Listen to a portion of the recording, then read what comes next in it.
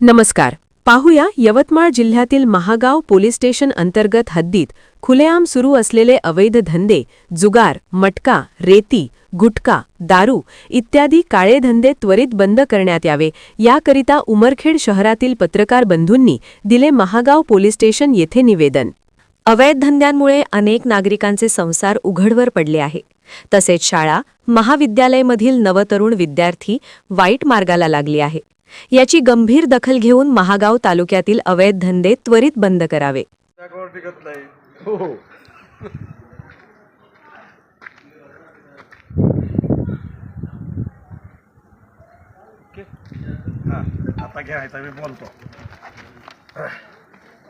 आता आपण उभे आहोत यवतमाळ जिल्ह्याच्या महागाव पोलीस स्टेशनमध्ये आणि नागरिकांच्या मोठ्या प्रमाणात तक्रारी आहेत की या पोलीस स्टेशनच्या हद्दीमध्ये मोठ्या प्रमाणात अवैध धंदे सुरू आहेत. त्या अवैध धंदेमध्ये वरळी मटका असेल, क्लब असेल, अवैध रीती तस्करी असेल, गौण खनिजाची चोरी असेल. ह्यामुळे ह्या भागामध्ये मोठ्या प्रमाणात अवैध धंदे फोफाळलेले आहेत आणि पोलीस प्रशासन कुठलीही अशा लोकांवर कारवाई करत नाही.